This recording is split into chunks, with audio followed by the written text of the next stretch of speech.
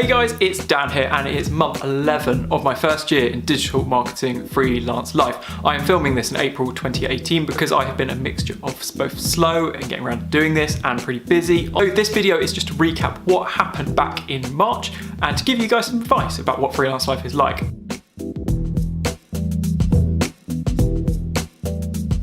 The big thing on the UK agenda during March was that it snowed, and then it snowed again. Now if you're watching this outside of the UK, you'd be like, it's just snow.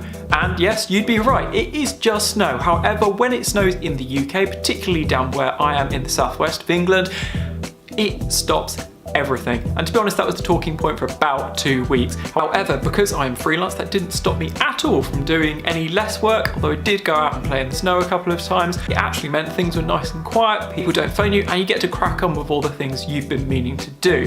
What March has been like for me though, it's been an interesting one. So if you cast your minds back and watch the video back from February 2018, you'll see that I was kind of worried about how I should pick up more work because it was a quieter month. I wasn't really worried about it, but if you watch that video, you'll see that I kind of thought through the process about how I can go about bringing in some more work.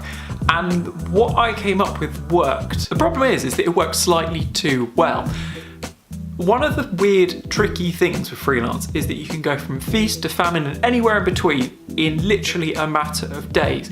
If a client was to phone up and say, Dan, I need your services, I've got so much work that needs doing, I could potentially take it on, but that maxes out my time very, very quickly. Likewise, if I was working with that client and they said, Dan, we don't need you anymore, then that can immediately shrink down. It can be a really hard thing to balance. During March, that's what happened to me. I had a couple of big inquiries and quite a number of smaller inquiries from SEO retainers, which all came along all at once.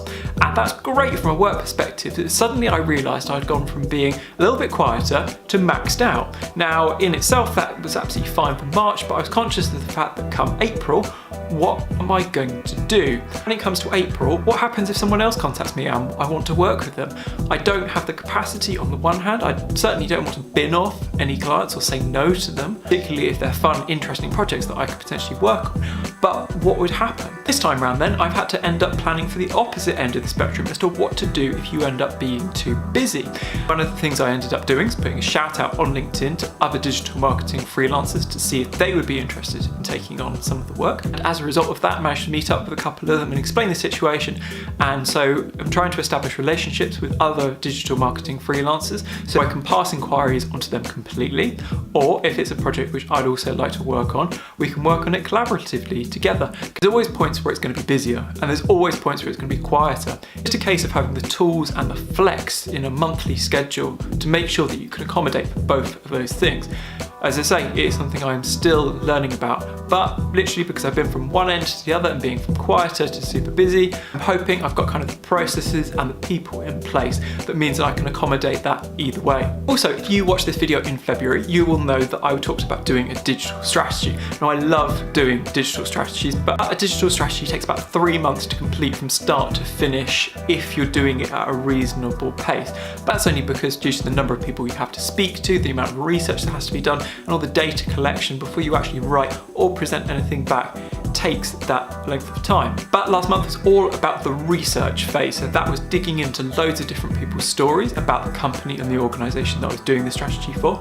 It also involved going out and doing a hell of a lot of research online, because what you'll realise is that how a business perceives themselves is very different to how an online audience might perceive themselves, or even their actual overall performance. They might be sitting there and saying, yeah, we're top of Google, we're doing really, really well.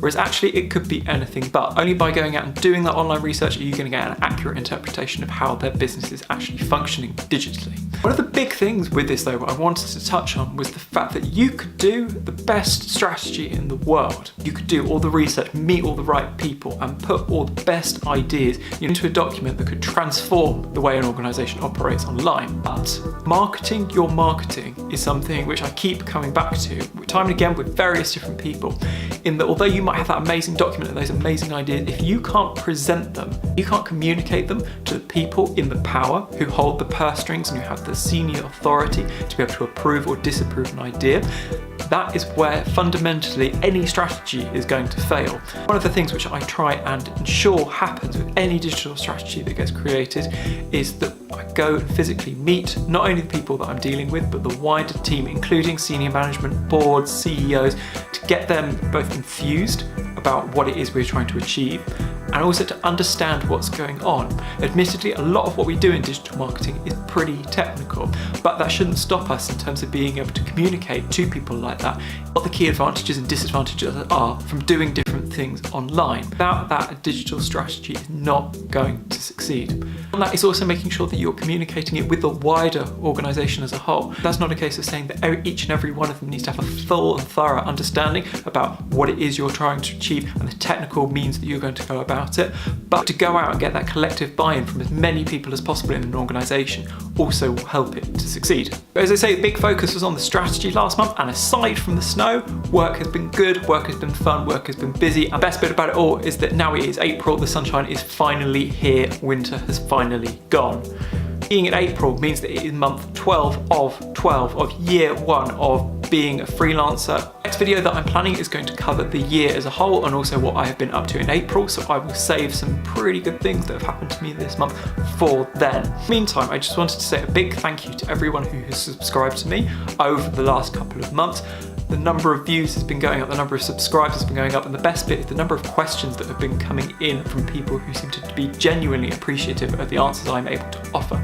As always, if you guys out there are interested in what digital marketing life is like, or what self-employed life is like, or a combination of the two, then feel free to stick a comment in the box below and I'll do my best to answer your questions. If you're enjoying these videos, please feel free to give them a thumbs up. It helps with the whole SEO of it. I feel like that should be another video for another day. If you're keen to hear with how things progress, both for me in digital marketing and freelance life, then make sure you hit that subscribe button as well, and I'll be back with another video next month. Thanks very much for watching.